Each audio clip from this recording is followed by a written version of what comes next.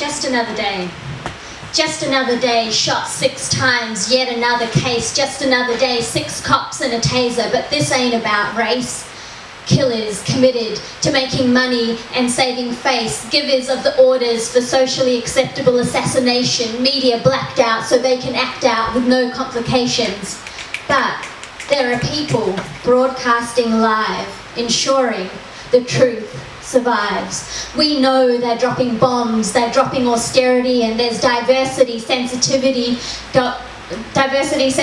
training doled out to the forces, and yet it's raining bullets and bullshit discourses.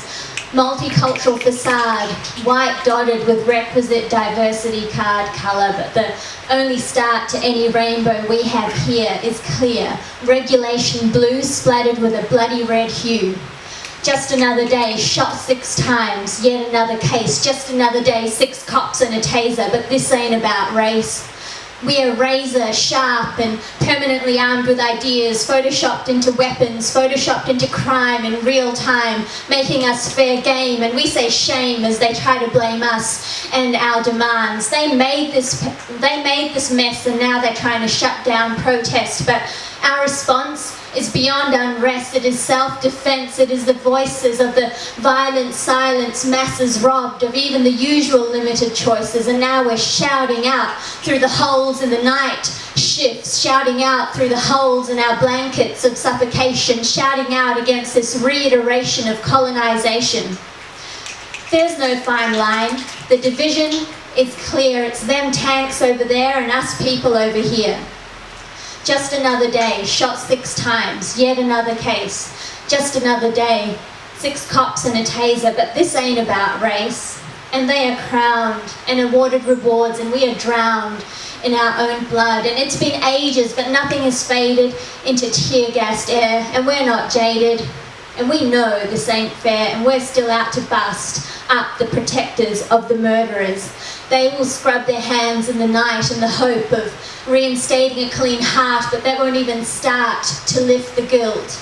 They will relent, they will cower, because we are bent on taking back the power. They will smell their nightmares come true as we unite and put up an unrelenting fight. Just another day. We want to walk down the street without getting shot in the face. Just another day. We're going to tell them we know it's about race. Just another day that we're fighting back against every new case.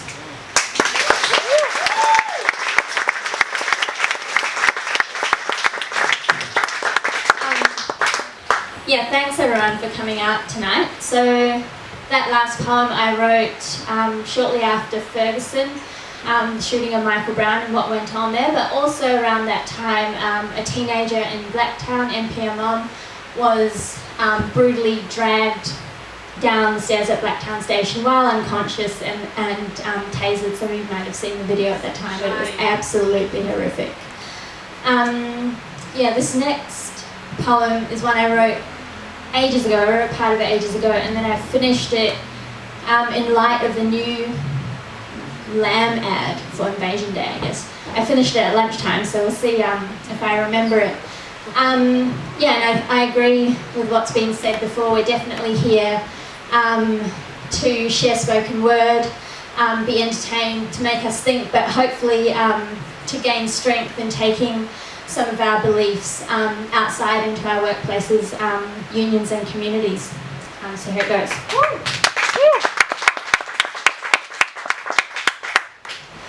Riding waves of persecution to Australian waters, tragic tales spun into sails of hope, desperation. But there are no rescue operations. Instead, they say turn back the boats. Dreams of thriving become hopes of surviving, become as dark as the depths of the ocean, the depths of hunger and humiliation that come along with the annihilation of every new, old rickety boat. And they weave irrelevancies like bad refugees, good refugees, and demand assimilation, tell us they're saving lives at sea. But stopping deaths at sea is just blatant code for we don't want no more refugees, for go die somewhere else. They're turning back the boats, doing as they please, as they erode the already flimsy international law honour code. But we know this isn't new.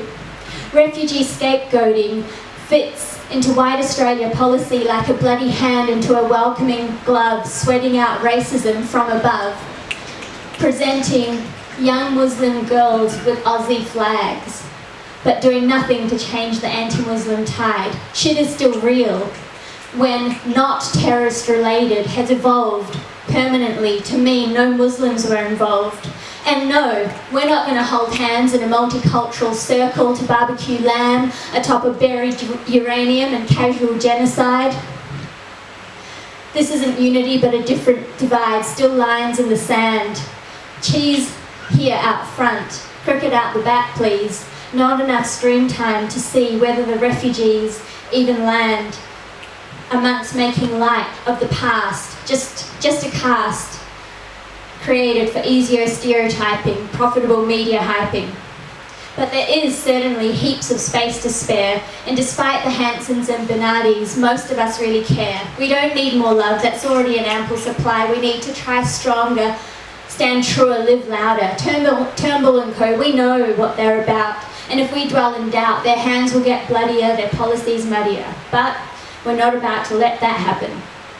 And on a related note, I hope to see you all at the Invasion Day rally tomorrow, 11 a.m. at the block, because it's always good, when refugee and anti-Islamophobe activists show solidarity with our First Nations people's fight for sovereignty, which was never ceded.